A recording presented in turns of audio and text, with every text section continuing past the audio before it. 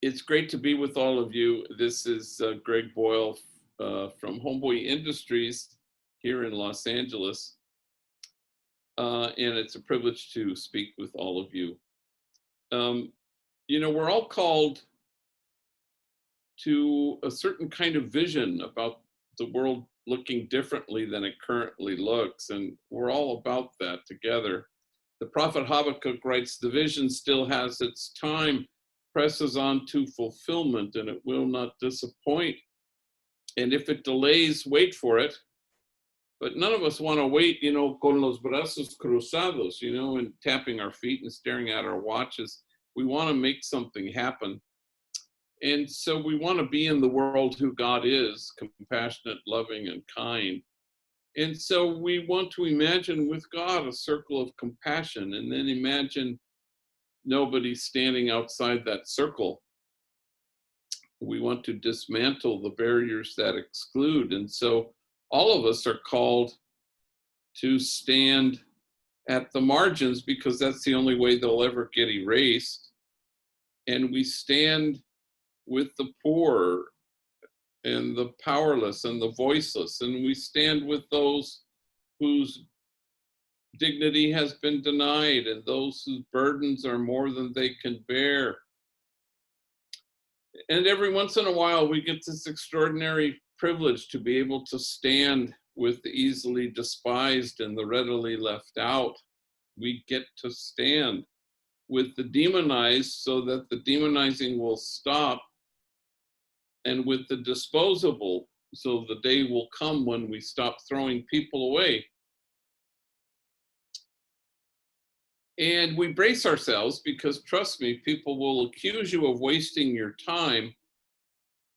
But the prophet Jeremiah writes, "In this place of which you say it is a waste, there will be heard again the voice of mirth and the voice of gladness, the voices of those who sing."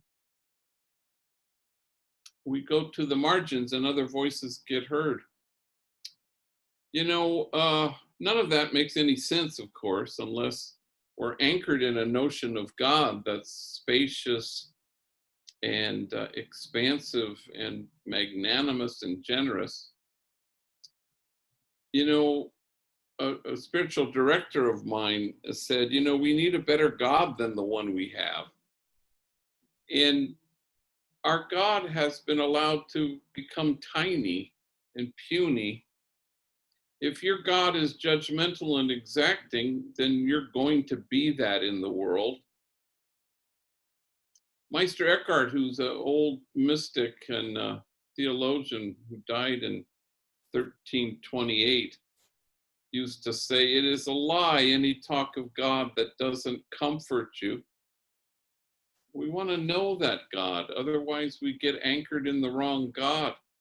I remember I was saying Mass at Juvenile Hall in San Fernando and here in Los Angeles County, and I was vested in my album, my stole, and I was sitting there and I had the little sheet, the paper that had the readings in English and in Spanish, and I closed my eyes and I rested the sheet on my lap and I listened to the readings, and one by one the homies would come up and they'd do a reading, and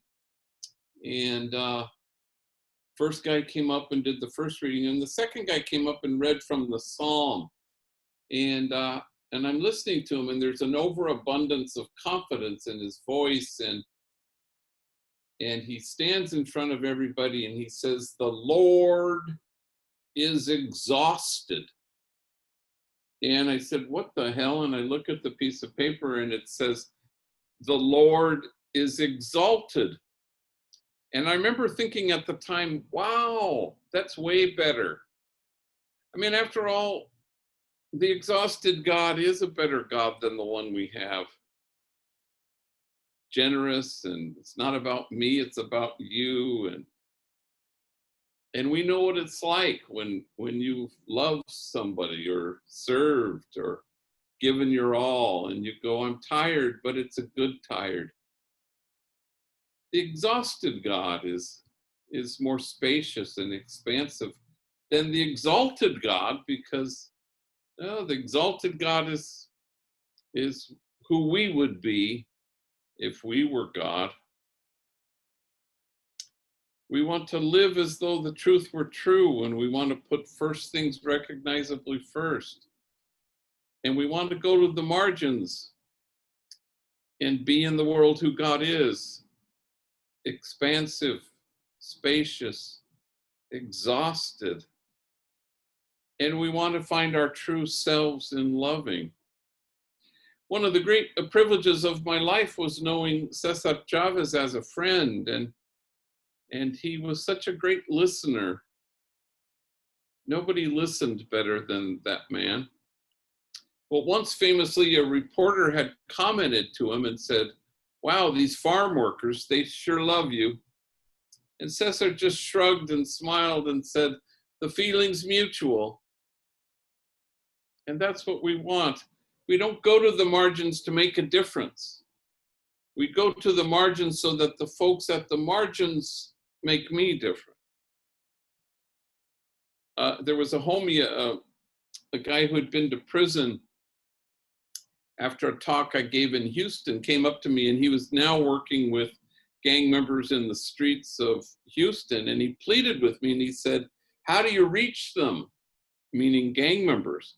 And I found myself saying to him, well, for starters, stop trying to reach them. Can you be reached by them?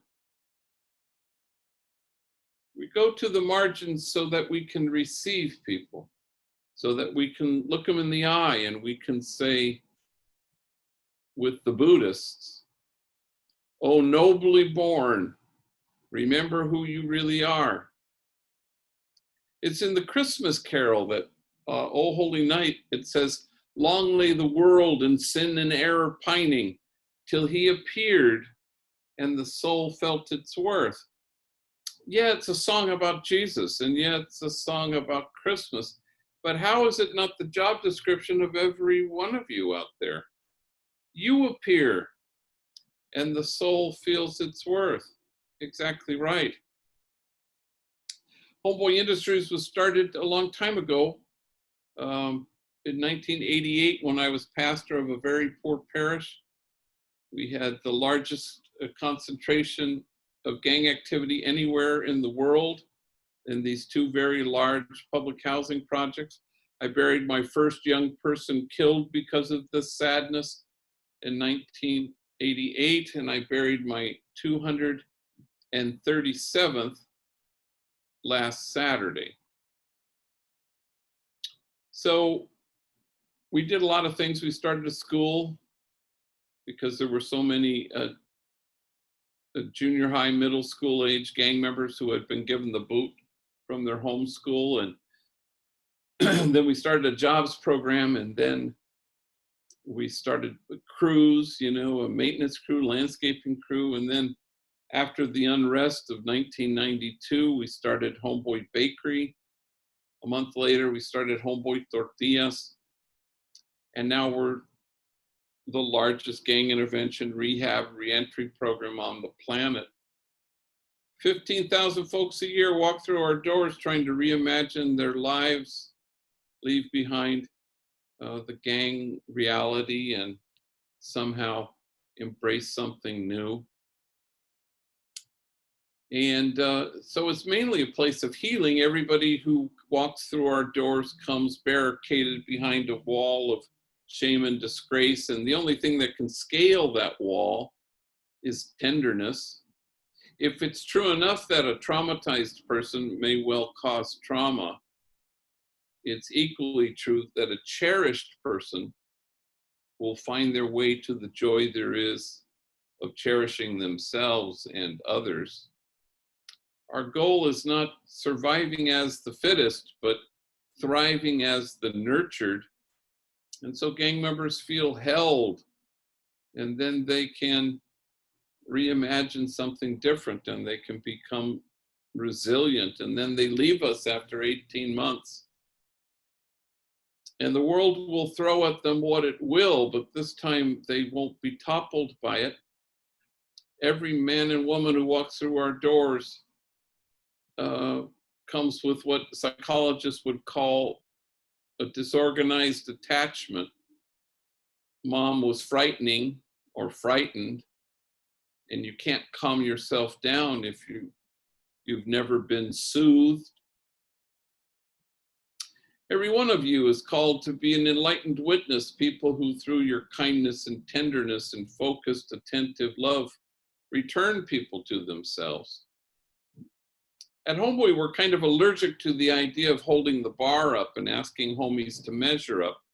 Instead, we hold the mirror up and we tell people the truth, knowing that your truth is my truth. It's all the same truth. Here's the truth. You are exactly what God had in mind when God made you. And then you watch people become that truth, inhabit that truth, and no bullet can pierce it. No 4 prison walls can keep it out, and death can't touch it because it's huge. Oh, nobly born, remember who you really are. And the soul feels its worth. But you have to really dismantle messages of shame and disgrace that get in the way, that keep people from seeing their truth. For indeed, the principal suffering of the poor throughout history and throughout scripture is shame and disgrace. How do you dismantle that? In the Acts of the Apostles, they have an odd kind of phrase, and it says, and awe came upon everyone. And it suggests that the measure of health in any community at all, including your community, may well reside in our ability to stand in awe at what the poor have to carry, rather than stand in judgment at how they carry it. So a number of years ago, I was invited to speak to 600 social workers in Richmond, Virginia. And it's what they call a gang in service. So it was 9 to 5. These folks had commandeered a hotel ballroom. And I've done these before, where you teach social workers about gang mentality, etc. So they're keynotes and workshops and breakout sessions. I figured, I would give a keynote, I guess. And so I said yes, and I bought a ticket.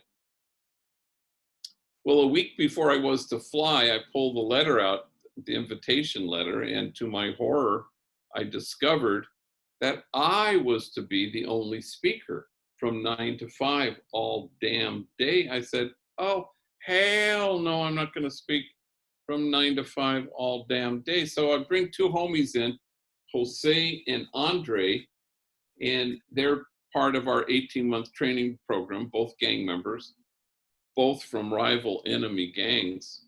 And I sit them down and I said, look, at the end of the week, you're flying with me to Richmond, Virginia. I'd like you to get up in front of 600 social workers and tell your stories. Take your time, because we got a long ass day to fill. Well, I'd never heard their stories, and Jose gets up in front of all these social workers, and Jose was a gang member, tattooed, been to prison. At that point, like his 8th month or something in our program, he had aligned himself as a very valued member of our substance abuse team, a man solid in his own recovery. And now he was helping younger homies and homegirls with their addiction issues. So he'd been to prison, but he also had a long stretch as a homeless man and an even longer stretch as a heroin addict. So he gets up in front of 600 social workers and he says, I guess you could say my mom and me, we didn't get along so good. I think I was 6 when she looked at me and she said, why don't you just kill yourself? You're such a burden to me. Well, 600 social workers audibly gasped.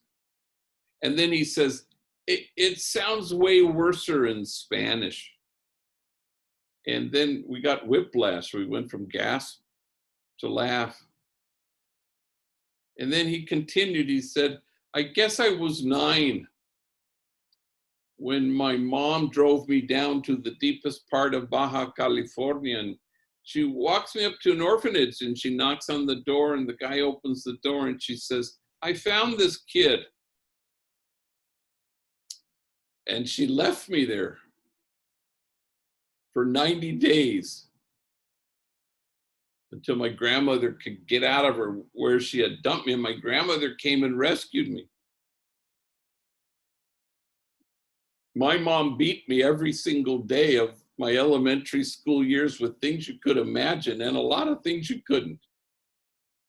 Every day my back was bloodied and scarred. In fact, I had to wear 3 t-shirts to school each day. First t-shirt because the blood would seep through, and the second t-shirt, you could still see it. Finally, the third t-shirt, you couldn't see any blood. Kids at school, they'd make fun of me. Hey, fool, it's 100 degrees. Why are you wearing 3 t-shirts? And then he stopped speaking, so overwhelmed with emotion, and he seemed to be staring at a piece of his story that only he could see. And when he could regain his speech, he said through his tears, I wore 3 t-shirts well into my adult years because I was ashamed of my wounds. I didn't want anybody to see them. But now I welcome my wounds. I run my fingers over my scars.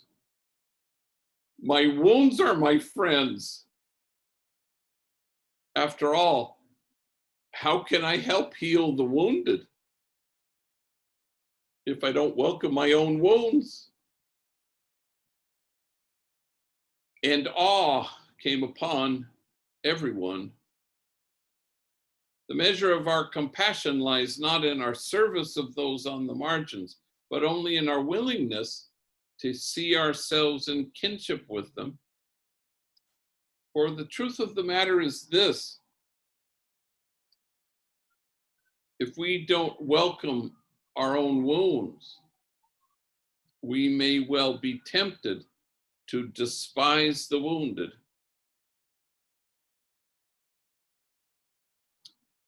All of us are called to take seriously what Jesus took seriously. They're just 4 things.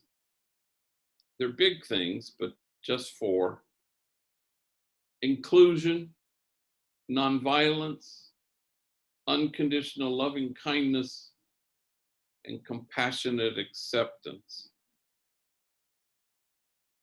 All of us are called to have a special preferential love for the widow, orphan, and the stranger. Those in society who society looks at and says, we can live without you. At Homeboy, we want to say, we refuse to live without you. Demonized, despised, disposable. We refuse to live without you. And so we go to the margins, not to make a difference, but so that the widow, orphan, and stranger make us different. There was years ago a homie named Bandit, and he was a bandit. He was from a gang and a knucklehead. And I would ride my bike, my big old beach cruiser in Aliso Village housing projects late at night. And then I'd talk to the gang members out there. And I would look over in the parking lot and there was Bandit. He was running up to a car to sell crack cocaine. And he'd come back into the light where I was standing, straddling my bike, talking to his homies. And he never seemed to be all that embarrassed as he counted his money in front of me. I'd hand him my card all the time and offer him help. But our program is not for those who need help. It's only for those who want it. So one day Bandit walked into my office. I couldn't believe my eyes. And he said what gang members often say, "I'm tired of being tired." And so he began at Homeboy, 18 months with us, therapy. He began to excavate his wound and to air it out so that it might heal. He came to terms with what was done to him and what he had done. And if his story had been a flame, you'd have to keep your distance, otherwise you'd get scorched. Stories of terror and torture. And he knew eventually that if you don't transform your pain, you will keep inflicting it, transmitting it. And so he became resilient. And Homeboy was like a sanctuary for him. And then he became the sanctuary that he sought. And then he went home and provided that sanctuary to his kids. And suddenly he broke a cycle. So his 18 months were up, and our job developers found him another job, warehouse job, first kind of job, low paid job. And then, cut to 5 years after that, and he was el mero chingon. He's running the whole warehouse. And then some years after that, he was even more highly promoted, bought a house, married his sweetheart and the mother of his kids. He had 3 kids. And I hadn't heard from him in a long time. And so he calls me on a Friday afternoon late and with panic in his voice. And he says, "Gee, you got to bless my daughter." I said, "¿Qué pasó, mijo? Is she okay? Is she sick? Is she in the hospital?" "Oh, no, she's fine. But on Sunday, she's going to Humboldt College. My little one, my Jessica. But she's a little chaparrita, she's a little tiny thing, and Humboldt is way up north. It's so far. Do you think you could give her a blessing before she leaves?" I said, "Miko, I'd be honored. Look, tomorrow's Saturday. I have baptisms at 1. Why don't you come at 12:30? We'll do a little send-off." So sure enough, Bandit and his wife and the 3 kids, including tiny little Jessica, show up, and we stand in front of the altar, and I put Jessica in the middle, and we surround her with our bodies.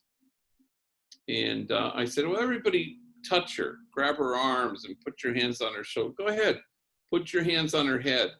And I tell them to bow their heads and close their eyes. And as the homies say, I do a long ass prayer.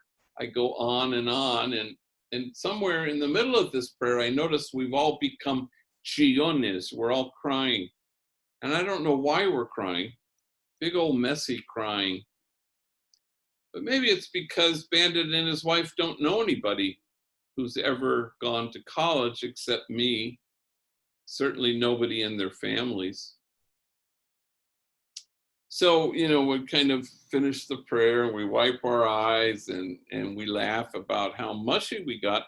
So to change the subject, I look at little Jessica and I said, "Hey, what are you going to study at Humboldt College?" And she was very quick, "Forensic psychology." And I go, "Damn, forensic psychology." And Bandit chimes in and he says, "Yeah, she wants to study the criminal mind."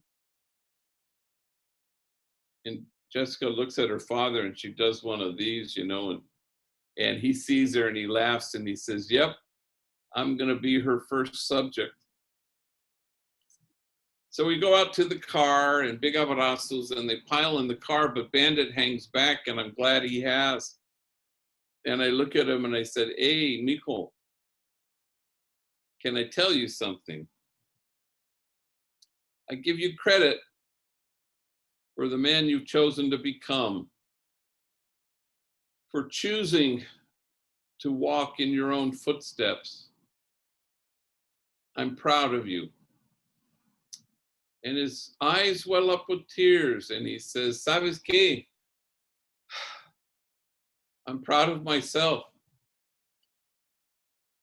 All my life, people called me a lowlife, a bueno para nada, a good for nothing. I guess I showed them." I said, "Yeah, I guess you did. And the soul feels its worth.